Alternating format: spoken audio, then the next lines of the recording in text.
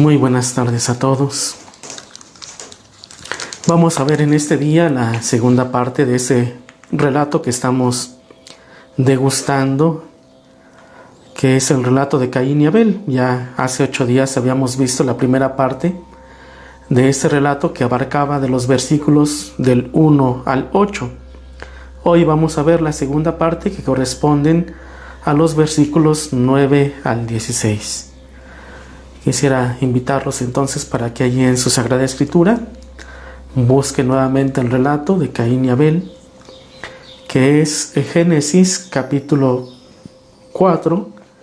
Vamos a leerlo otra vez para tener presente pues todo el texto en su conjunto, que es de los versículos del 1 al 16, y ya después haremos énfasis en la segunda parte. Los invito para que allí, desde sus hogares, en donde se encuentran, pues nos pongamos en la presencia de Dios. En el nombre del Padre, y del Hijo, y del Espíritu Santo. Amén. Vamos a escuchar con atención el texto bíblico. Génesis capítulo 4. El hombre se unió a Eva, su mujer, la cual quedó embarazada y dio a luz a Caín, pues decía: gracias a Yahvé he podido tener un hijo. Después dio a luz al hermano de Caín, Abel. Abel fue pastor de ovejas y Caín labrador. Pasado algún tiempo, Caín presentó a Yahvé una ofrenda de los frutos de la tierra. También Abel le hizo una ofrenda, sacrificando los primeros nacidos de sus rebaños y quemando su grasa. A Yahvé le agradó Abel y su ofrenda, mientras que le desagradó Caín y la suya. Caín entonces se enojó mucho, y su rostro se descompuso. Yahvé le dijo: ¿por qué te enojas y vas con la cabeza agachada? Si tú obras bien, tendrás la cabeza levantada. En cambio, si haces mal, el pecado está agazapado a las puertas de tu casa. Él te acecha como fiera que te persigue, pero tú debes dominarlo. Caín dijo después a su hermano: vamos al campo. Y cuando estuvieron en el campo, Caín se lanzó contra Abel y lo mató. Yahvé dijo a Caín: ¿dónde está tu hermano Abel? Y él respondió: no lo sé. ¿Soy acaso el guardián de mi hermano? Entonces Yahvé le dijo: ¿qué has hecho? Habla la sangre de tu hermano, y desde la tierra grita hasta mí. Por lo tanto, maldito serás y vivirás lejos de este suelo fértil que se ha abierto para recibir la sangre de tu hermano, que tu mano derramó. Cuando cultives la tierra, no te dará frutos. Andarás errante y vagabundo sobre la tierra. Caín dijo a Yahvé: mi culpa es demasiado grande para soportarla. Ya que tú me arrojas de esta tierra, tendré que ocultarme de tu presencia y andar errante y fugitivo, vagando sobre la tierra, y cualquiera que me encuentre me matará. Yahvé le dijo: no será así. Si alguien te mata, yo te vengaré 7 veces. Y Yahvé puso una señal a Caín para que no lo matara el que lo encontrara. Caín salió de la presencia de Yahvé y habitó en el país de Nod, al oriente del Edén. Pues esta ha sido la primera parte. Bueno, es punto. Y ahora nos toca hacer el discernimiento, la lección respecto a los versículos del 9 al 16. Vamos entonces a escuchar esta segunda parte para que la tengamos presente y después podamos desmenuzar el texto para poder comprender lo que nos desea transmitir. Vamos a poner atención. Génesis capítulo 4, versículo 9. Yahvé dijo a Caín: ¿dónde está tu hermano Abel? Y él respondió: no lo sé. ¿Soy acaso el guardián de mi hermano? Entonces Yahvé le dijo: ¿qué has hecho? Habla la sangre de tu hermano y desde la tierra grita hasta mí. Por lo tanto, maldito serás y vivirás lejos de este suelo fértil que se ha abierto para recibir la sangre de tu hermano, que tu mano derramó. Cuando cultives la tierra, no te dará frutos, andarás errante y vagabundo sobre la tierra. Caín dijo a Yahvé: mi culpa es demasiado grande para soportarla. Ya que tú me arrojas de esta tierra, tendré que ocultarme de tu presencia y andar errante y fugitivo, vagando sobre la tierra, y cualquiera que me encuentre me matará. Yahvé le dijo: no será así. Si alguien te mata, yo te vengaré 7 veces. Y Yahvé puso una señal a Caín para que no lo matara el que lo encontrara. Caín salió de la presencia de Yahvé y habitó en el país de Nod, al oriente del Edén. Bien, pues esta es la segunda parte que hoy nos toca discernir. Quisiera un poquito para que veamos el esquema que he preparado. Nuevamente les invito a que si están tomando apuntes respecto a lo que estamos haciendo como discernimiento del texto. Esta primera parte, que es Lectio, trae la pregunta que dice: ¿qué dice el texto? Es un poco como para ir comprendiendo los verbos, algunos términos que son importantes considerar. Y entonces sería esta parte, ¿no? Como ir degustando frase por frase o palabra por palabra. Entonces es comprender en sentido objetivo el texto. La segunda parte, que es la meditatio, lleva consigo la pregunta: ¿qué me dice el texto? Y en esta segunda parte vamos a ver, yo un poquito armado esta estructura bajo 3 puntos. Uno es la psicología del pecado, que vamos a ir detallando en qué consiste. Después, el segundo es identificar nuestra soledad. Si algo vamos a ir viendo en el texto es que pues Caín al final, o como consecuencia de su acto, es que permanecerá solo, ¿no? Entonces hay una soledad que se entiende como fruto del pecado, y hay una soledad que también se va a entender como el espacio propio para encontrarse con Dios. Y hay otras soledades que serían importantes nada más tenerlas presente. Entonces esta segunda parte sería identificar nuestra soledad. Y quisiera concluir esta parte, o esta sección, esta segunda parte, con un tercer punto, que es una narración que ha construido este autor, poeta, escritor, que se llama Jorge Luis Borges, a propósito de este pasaje, un poco para hablar acerca del perdón. Quisiera yo entonces concentrarme en esos 3 puntos en la segunda parte. Entonces vamos a iniciar comprendiendo el texto. Primera parte, Lectio. ¿Qué dice el texto? Fíjense que vamos a encontrar como algunos elementos importantes. La interrogación que Dios hará a Caín.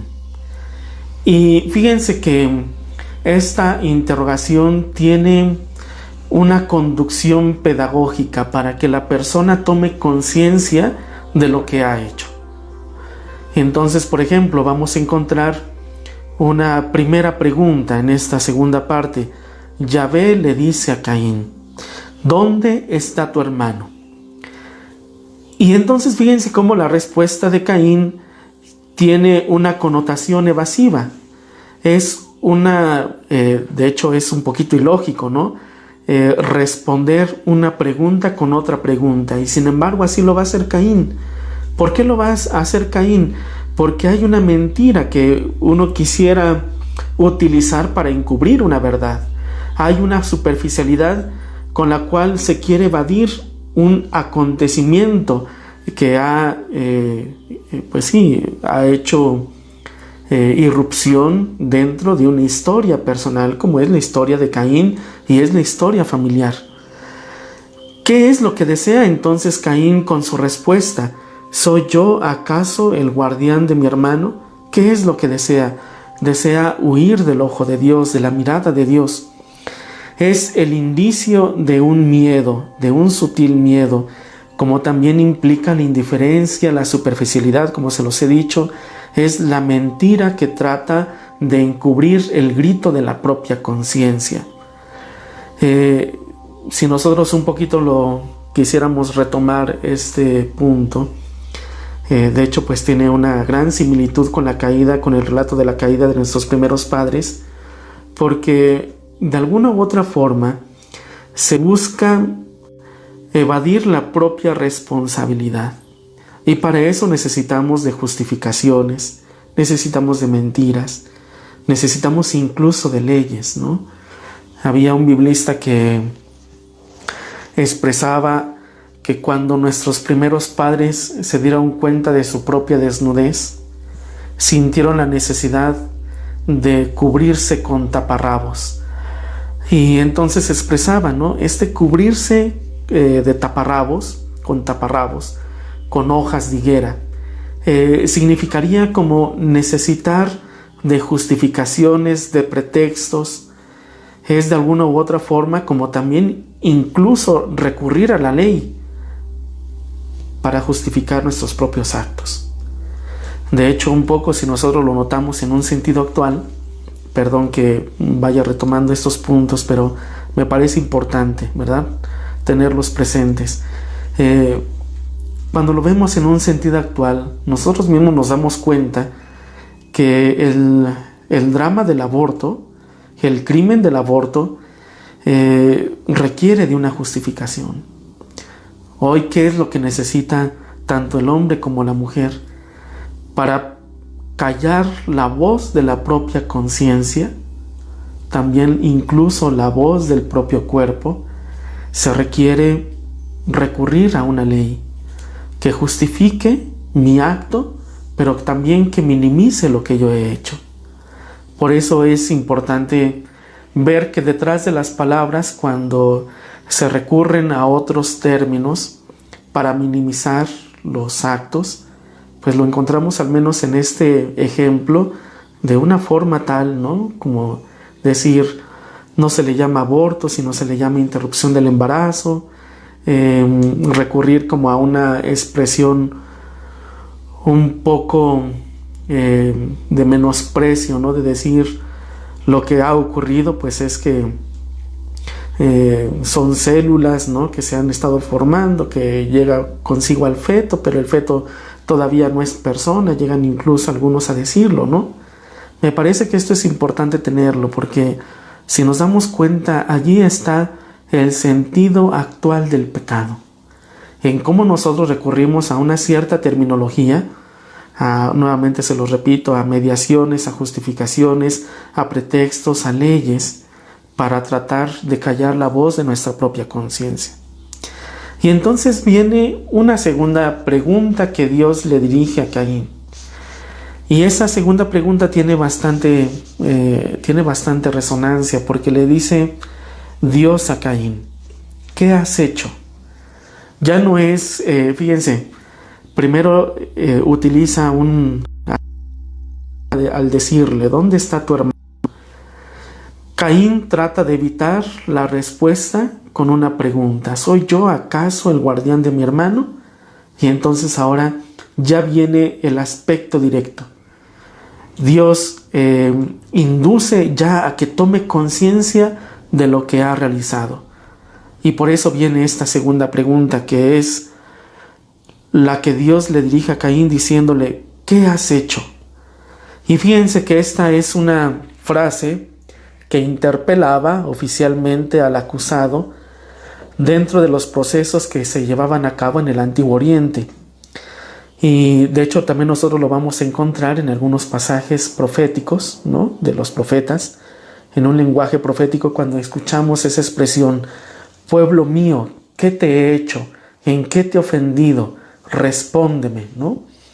Que va un poco en ese mismo tenor. Y viene este tercer momento donde ya le dice Yahvé, Dios, a Caín: se oye la sangre de tu hermano clamar a mí. Y fíjense que ya esto es la acusación puntual, que no admite más esquemas, justificaciones hipócritas de protección y de una cierta defensa. La sangre de Abel habla, la muerte de los inocentes grita la voz de los oprimidos, y esta voz sube hasta Dios. Y también en una antigua práctica de Israel, esto es importante tenerlo presente, porque en una antigua práctica de Israel, la sangre derramada en el suelo era cubierta con arena o con tierra, porque se pensaba que a partir de este gesto se reclamaba venganza a Dios.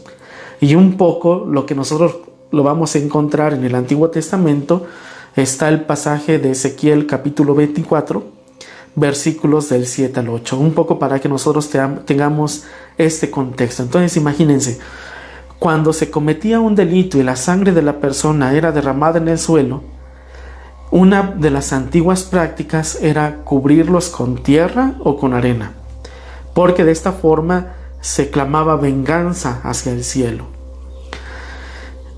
Y fíjense cómo lo vamos a encontrar en este pasaje de Ezequiel, ¿no? 24 del 7 al 8. Dice: la sangre está al interno de la ciudad, derramada sobre la roca desnuda, esparcida por la tierra, sin ser cubierta de tierra, ¿no? Propio para provocar mi cólera, ha dejado la sangre sobre la roca desnuda sin cubrirla, ¿no? Es decir, el profeta está denunciando la arrogancia de Jerusalén, que había llegado a tal punto que dejaba descubierta sobre la tierra la sangre de las víctimas, ¿no? Un poco para tenerlo esto en contexto. Y entonces viene una última parte, que es la sentencia. Y noten estos rasgos, porque la sentencia viene dada en 3 mociones. La primera de ellas es: lejos de este suelo que abrió su boca para recibir de tu mano la sangre de tu hermano. Esta es la primera. Lejos de este suelo que abrió su boca para recibir de tu mano la sangre de tu hermano. Viene el segundo: aunque labres el suelo, no te dará más su fruto. Y viene el último punto: vagabundo y errante serás en la tierra. Entonces fíjense cómo la sentencia de Dios viene dada en estos 3 puntos. Y fíjense por qué es importante esto tenerlo presente, porque fíjense cómo a partir de este acto que cometió Caín se da ahora una inversión. ¿Cómo podemos entender esta inversión? Fíjense, primero hay que recordar, se los había dicho hace 8 días en la primera reflexión, que Caín y Abel representan 2 modos o 2 modelos de vida propios del pueblo de Israel. Les había un poco mencionado que Caín representa el modelo sedentario y que está iluminado bajo la agricultura, como Abel representa el modelo nómada y que está representado en el pastoreo. Entonces fíjense, Caín, que representa la cultura sedentaria y agrícola, ahora fíjense dónde está la inversión. Ahora no más está el sedentarismo, sino ahora tiene que vagar sin sentido, ¿no? Después viene el segundo punto: aquel que con su pecado ha roto las relaciones humanas y la relación incluso con Dios, se convierte ahora en un ser solitario, perseguido y sin amistades. Y entonces fíjense cómo todo esto se abre a un drama de vacío, de soledad, que el pecado mismo ha generado. Entonces fíjense cómo aquel que había labrado la tierra para presentar sus frutos, ahora esa tierra se vuelve estéril ante el trabajo de Caín. Y ahora aquel que representaba la vida sedentaria, ahora tiene que vagar sin sentido. A este respecto, resulta bastante significativo el vocablo en hebreo de vagabundo. Dice: vagabundo y errante serás en la tierra. En hebreo se dice o se pronuncia así: ramingo, que significa moverse sin una meta, moverse sin un sentido. Es cuando justamente a partir del pecado, una de las consecuencias es la pérdida del sentido de la propia vida. Y entonces esto ha suscitado a que Caín tome conciencia de lo que ha realizado. Y de hecho vamos a encontrar esta expresión que es bastante bella, porque las interrogaciones de Dios hacia Caín ha propiciado que él tome justamente esta conciencia de lo que ha hecho. Tanto va a ser así que va a pronunciar estas palabras: mi culpa es demasiado grande para soportarla. Y luego viene esto que es bastante importante, porque dice Caín, ¿no? Cualquiera que me encuentre me matará. Y entonces le responde Dios: al contrario, quien quiera que te mate, lo pagará 7 veces. Y entonces dice el texto que Dios le pone una señal a Caín para que nadie que lo encuentre lo ataque y lo mate. Esto es bastante significativo porque Dios es misericordioso incluso con el asesino. Esto es bastante fuerte, porque así es la misericordia de Dios, así es el perdón de Dios. El perdón de Dios es escandaloso, provoca escándalo. ¿Cómo puede ser posible que Dios ahora proteja al asesino? Y esto tiene mucho significado, porque un poco a lo que el texto nos induce es a comprender que ningún hombre tiene el derecho de tomar el lugar de Dios, incluso el propio Estado. Por eso la Iglesia se opone a la pena de muerte. Y justamente ese signo que Dios da a Caín tiene este valor teológico. Es indicio del cuidado de Dios que tiene para con todos. Vamos ahora a pasar a este segundo punto, que es la meditatio. ¿Qué me dice ahora a mí este texto? Y entonces, como les había mencionado, vamos a entrar en la psicología del pecado. Fíjense que este texto, como ya se los había narrado la vez anterior, tiene una simetría con el relato de la caída de nuestros primeros padres. ¿Por qué? Porque justamente pertenecen a la tradición yavista, una de las 4 tradiciones que se encuentran en los libros de la Sagrada Escritura, ¿verdad? Entonces, nada más para retenerlo, está la tradición yavista. Y entonces, ¿en qué consiste esa simetría? La simetría está en que Dios interroga. Dios es el primero que interroga cuando se ha cometido aquello que no era lo correcto realizar, ¿no? Y esto nosotros le llamamos el pecado. Fíjense muy bien. Antes de que el hombre y la mujer cometan aquello que han ya elaborado, han ya pensado, fíjense que hay un espacio de libertad donde ellos juegan o conjugan todos los elementos para discernir. Esto es bastante importante. Fíjense, antes de decidir, siempre hay un espacio de libertad que Dios deja. ¿Cómo lo encontramos? Vamos al primer relato, ¿no? La caída de nuestros primeros padres. Dice Gianfranco Ravasi, este biblista que tiene, como ya les había dicho, ese texto sobre, toda una explicación sobre este libro del Génesis. Él dice que el versículo más decisivo en torno a la caída de nuestros primeros padres está en el versículo 6, que dice: y como viese la mujer que el árbol era bueno para comer, apetecible a la vista y excelente para lograr sabiduría, tomó de su fruto y comió, y dio también a su marido. ¿Por qué es decisivo el versículo 6? Porque ya la serpiente, después de haber dialogado con la mujer, insertó lo que tenía que insertar, insertó su veneno. Y entonces, ya al parecer, al menos en la escena, ya la serpiente desaparece y solamente permanece la mujer frente al árbol. Es la mujer que se está debatiendo en sí misma qué es lo que va a realizar, qué es lo que va a decidir, qué es lo que va a cometer.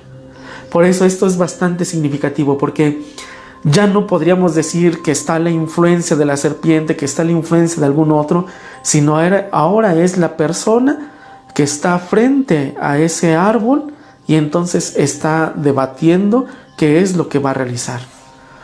En el texto que nosotros hemos escuchado, en ese relato de Caín y Abel, nuevamente se da ese momento o ese espacio que es bastante decisivo. Solo que hay una pequeña diferencia. Ahora es Dios quien interviene y persuade, aconseja a Caín. Justamente está en el versículo 6, ¿no? Dice: Yahvé dijo a Caín: ¿por qué andas irritado y por qué se ha abatido tu rostro? ¿No es cierto que si obras bien podrás alzarlo? Mas si no obras bien, a la puerta está el pecado acechando como fiera que te codicia y a quien tienes que dominar. Todo está allí. Todo el punto decisivo está nuevamente en este versículo 6. Porque todo está en el libre albedrío de Caín. Fíjense, solo que Dios interviene y aconseja a Caín para que obre bien. Ya al menos por lo que uno alcanza a comprender es que Caín está obrando mal. ¿Por qué? Porque la intención que está surgiendo de sí mismo ya va enfocado a darle muerte a su hermano. Y por eso se le llama a esto los aspectos psicológicos, porque aquello que se está viviendo internamente se manifiesta también a nivel externo. ¿Cómo se comprende eso? Por el rostro abatido. Otras traducciones, recuerden lo que lo presenta como el rostro que mira hacia abajo, no mira más hacia arriba, sino mira hacia abajo. ¿Por qué? Porque se está debatiendo la muerte de alguien. Viene entonces este misterio del libre albedrío. Cada uno elige. Pero lo que importa señalar es este espacio que está para la toma de decisión. La diferencia, como se los había dicho, radica en que Dios aconseja a Caín para que tome la decisión correcta. Dios siempre interviene, y fíjense que esto después se le va a llamar las mociones. Más adelante lo voy a explicar. Desde el punto de vista psicológico, es bastante interesante. Hay decisiones que tomamos de las cuales después estamos arrepentidos, ¿no? ¿Cuántas veces no nosotros tomamos una decisión que fue demasiado incierta o pronunciamos alguna palabra que fue demasiado hiriente y que después estamos arrepentidos? Yo un poco en alguna ocasión leyendo algún artículo en psicología me llamaba la atención que a eso se le llamaba la cruda, ¿no? La cruda psicológica, que es cuando la persona toma conciencia del acto o de la palabra que ha dicho o del acto que ha realizado, y que justamente es el arrepentimiento, cuando decimos: si yo me hubiera callado, si yo hubiera hecho esto, cuando nos comenzamos a lamentar. Aquí lo interesante del texto es que nos presenta que hay cambios emocionales que también producen cambios en la propia conducta. Fíjense cómo las emociones tantas veces condicionan nuestros comportamientos, y esto a nivel de la neurociencia y la neuropsicología es porque la emoción está un poco antes de la conciencia. Esto me parece bastante importante porque nosotros mismos somos la clave de interpretación de nuestras propias emociones. Si yo ahorita me siento triste, que es una emoción, la tristeza, es para que no tome una decisión drástica. Si yo mismo ya estoy percibiendo que estoy triste, entonces tengo que abstenerme en la toma de decisión. Bien dicen los neuropsicólogos que hay un mañana para tomar una decisión que sea más cierta y más afortunada y no sea conducida por la mera emoción. Muchas decisiones que son que no dan en el acierto se han tomado justamente por este pleno estallido emocional. Por lo tanto, ¿cuál podría ser una respuesta para no dejarnos conducir por las emociones como ocurrió con Caín? Recuerden un poco qué es lo que pasa en él, que hay una especie de envidia por su hermano, y esa envidia ha suscitado que también esté coludida con otra emoción que es la ira, ¿no? Dice una biblista de la Universidad Gregoriana en Roma, que se llama Bruna Costacurta, y esto creo que nos induce a un camino de fe, a un camino espiritual. Fíjense este dato. Ella expresa, esta biblista, en el momento en el que tú te pones a dialogar con el pecado o con la tentación, ya perdiste. Si tú piensas que eres más fuerte que la tentación, ya en ese momento tu propia arrogancia ya te llevó a la caída, ¿no? Y por eso ella decía, expresaba al comentar este texto, nunca te pongas a dialogar con el pecado o con la tentación, porque te presenta la realidad objetiva como algo placentero, algo que no va a ser nocivo. Y por eso tantas veces la persona cuando se pone a dialogar, cuando dice, sí, qué bonito sería, y cuando uno comienza a explayarse más allá, y nada más situándose en un aspecto positivo, ¿no? Visto desde el placer o una cierta felicidad, pues ya la persona ya cayó, ¿no? Por eso es importante tener esto. No te pongas a dialogar, porque vas a caer. Y fíjense, cuando lo vemos ya en un plano de la teología espiritual, justamente vamos a encontrar el testimonio de varios santos que van a acuñar una frase que fue bastante pronunciada en algún tiempo en la historia de la iglesia, que es más vale huir que pecar, ¿no? Por ejemplo, tenemos a este santo adolescente que se llama Santo Domingo Sabio. Él justamente pronunciaba esta frase, más vale huir que pecar. ¿Por qué? Porque si te pones a dialogar con la tentación, si te pones a dialogar con el pecado, pues ya caíste, ¿no? También tenemos el testimonio de San Felipe Neri, entre otros santos. Y viene otra moción que yo les quiero presentar y es de San Agustín. Y San Agustín, que recoge justamente esta frase y esta expresión, el Catecismo de la Iglesia Católica, dice: el pecado es amor de sí mismo para llegar hasta el desprecio de Dios. El pecado es amor de sí mismo hasta el desprecio de Dios. Que es en el fondo cuando alguien busca, ¿no?, cometer algo que atenta contra su propia dignidad o que rompe las relaciones con los demás. Pues es el amor a sí mismo, ¿no? Que justamente es un amor que llega a ser tan ególatra que se sitúa por encima de Dios mismo. Por eso recuerden que el pecado, para que se cometa pecado, se requieren de 3 aspectos. Materia grave, que la podemos comprender en lo que está expresado en los 10 mandamientos. Después, pleno conocimiento, es decir, de que yo soy consciente de que esto que voy a cometer es grave. Y ya el último punto, que es el pleno consentimiento. Y hay un punto que me parece importante subrayarlo, porque les había un poco mencionado. Están las mociones de Dios, y que ahora se comprenden como las mociones del Espíritu Santo. Fíjense, nosotros, al menos a nivel filosófico, se dice que tenemos aquello que se dice la ley natural. La ley natural es aquella que dicta: haz el bien y evita el mal. Ya nosotros mismos, aun cuando a lo mejor yo no conozca los 10 mandamientos, hay ya un conocimiento interior, la ley natural, que me dice: haz el bien y evita el mal. Entonces, fíjense, las mociones del Espíritu ayudan muchísimo para tener esos pensamientos y esos sentimientos en orden a configurarnos con Cristo. Entonces, imagínense, si ya está la ley natural, ahora imagínense las mociones del Espíritu que nos aconsejan y nos van motivando para irnos configurando más hacia quien es nuestro modelo y hacia quien es nuestro ejemplo. Y a esto se le llama las mociones del Espíritu.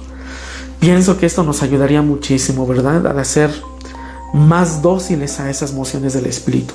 Lejos de ponerme a dialogar con el pecado, tal vez tendría que ponerme a dialogar con esas mociones. ¿Cómo podemos identificar esas mociones?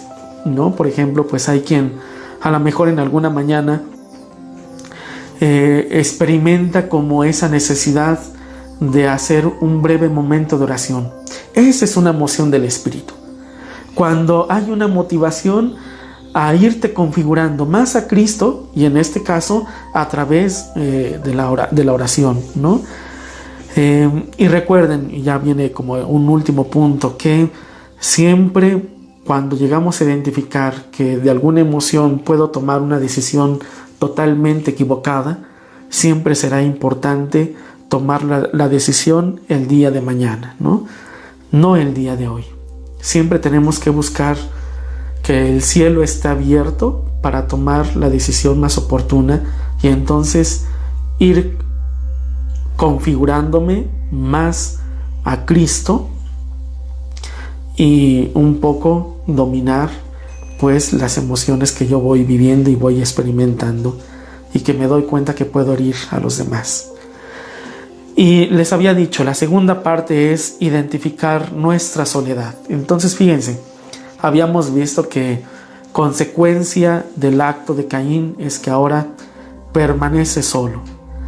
Hay una soledad entonces que podríamos entender que proviene como fruto del pecado y que se entiende como aislamiento. Alguien que ha cometido algo que es grave generalmente llega a aislarse, ¿no? Eso es importante tenerlo presente. Pero también hay una soledad, recuerden que la soledad pues es la que experimentamos todos nosotros, ¿no? La soledad no es buena ni es mala, la soledad pues es. No tiene el calificativo, toma el calificativo según cómo yo vaya a interpretar y a trabajar en esa soledad, ¿no? Cuando la soledad no viene bien trabajada, esta se convierte en ociosidad.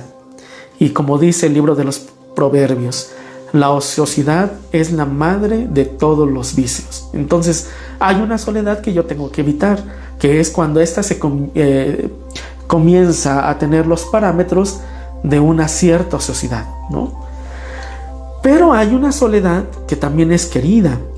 Y esa soledad es cuando la persona se cultiva, cuando la persona interioriza.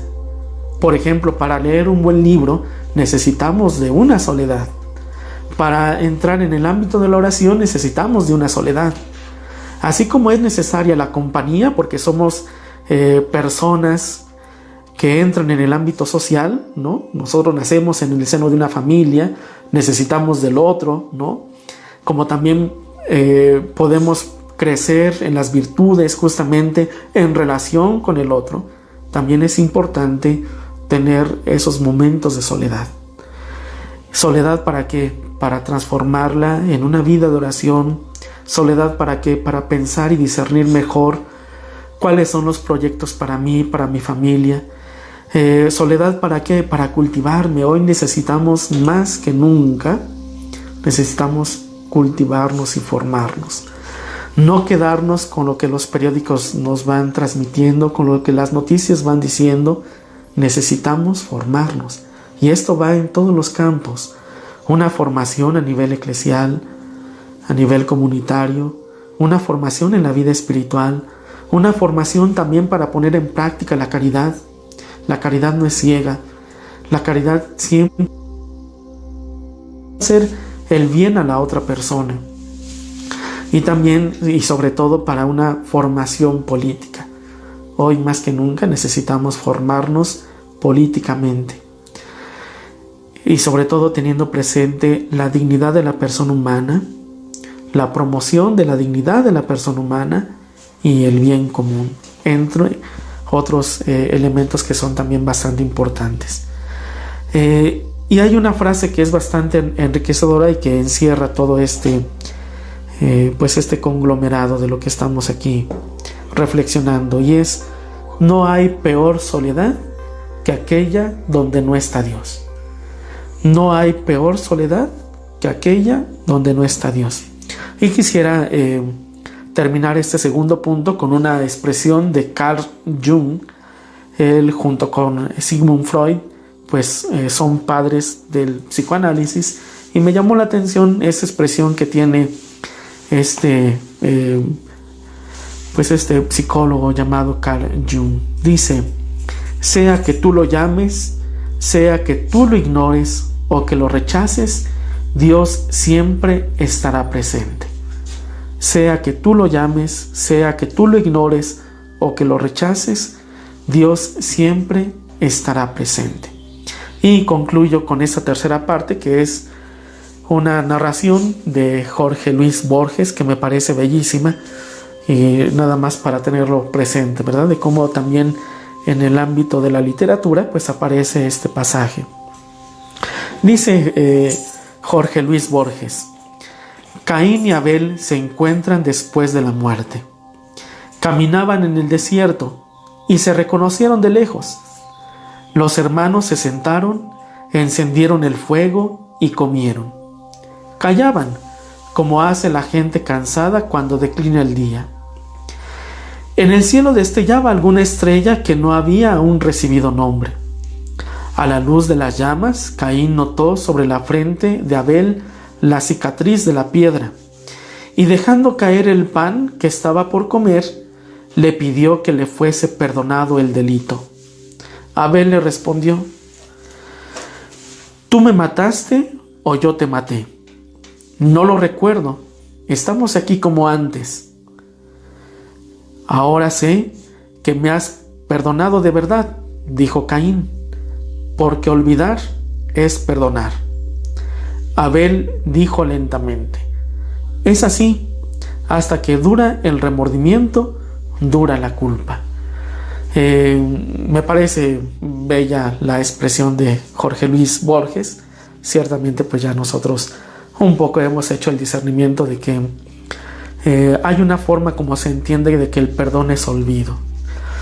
No significa que yo me haya olvidado de la ofensa o de lo que sucedió, porque como se los he dicho, nosotros somos personas inteligentes y en nuestra memoria se van guardando estas experiencias negativas y que de alguna u otra forma van suscitando en nosotros ciertos lineamientos para evitar una situación nuevamente igual. Nuestra memoria justamente guarda ese tipo de recuerdos para que no nos vuelva a ocurrir. Entonces, perdonar en cierto sentido no es olvidar, porque somos personas inteligentes. Guardamos memoria, guardamos nuestros recuerdos en esa memoria. Pero en cierto sentido, sí, perdonar es olvidar. Pero ¿cómo lo podemos entender? Cuando ya no hay movimientos dentro de mí de resentimiento, de venganza, de odio ante lo que ha sucedido. ¿Cuándo se convierte en olvido? Cuando yo recuerdo lo que ha sucedido, pero esto ya no despierta en mí estos sentimientos de venganza, de resentimiento, de rencor y de odio hacia la otra persona.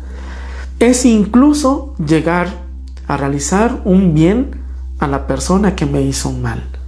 Pero aquí es donde entramos en el ámbito de la gracia. Por nuestras propias fuerzas no podemos. Necesitamos siempre de la gracia de Dios para que ese mal se convierta en un bien, para que eso que sucedió se convierta en un olvido, para que nosotros guardamos en nuestra memoria se vuelva en una vida reconciliada, transformada según la gracia de Dios. Pues esto es lo que hoy les quería compartir en torno a este segundo relato de Caín y Abel. Espero que les haya sido de su agrado. Ya con esto pues terminamos este relato de Caín y Abel, y Dios mediante el próximo jueves ahora estaremos viendo el relato de la Torre de Babel. Es otro texto bastante importante que pocas veces se ha hecho su discernimiento y tiene mucha colocación en el contexto en el que nosotros nos encontramos litúrgicamente, porque recuerden, si la Torre de Babel significa la confusión de las lenguas, ¿qué es lo que se va a vivir en Pentecostés? En Pentecostés se vive la unión de todas las lenguas. Por eso a Pentecostés se le ha llamado como la Antibabel. Y esto es lo que vamos a ver el próximo jueves, Dios mediante. Pues nos volvemos a encontrar a las 6 de la tarde para tener este discernimiento de este pasaje del relato de la Torre de Babel, que ahora nos habla del pecado social, del pecado que toma una condición social. Pues vamos a concluir este pasaje encomendando pues a nuestros hermanos enfermos. Encomendamos las necesidades y las intenciones de nuestra comunidad de Tlacopac y de las distintas comunidades en las cuales pues algunos de ustedes nos representan de otros lugares. Ponemos en las manos de María a nuestras familias, pedimos por nuestros enfermeros y nuestros médicos. También pedimos por los científicos para que pues pronto encuentren la cura, la vacuna ante este COVID-19. Vamos entonces a decir juntos: Dios te salve María, llena eres de gracia, el Señor es contigo, bendita eres entre todas las mujeres, y bendito es el fruto de tu vientre Jesús. Santa María, Madre de Dios, ruega por nosotros los pecadores, ahora y en la hora de nuestra muerte. Amén. En el nombre del Padre, del Hijo y del Espíritu Santo. Amén. Que tengan todos una buena semana. Dios los acompañe.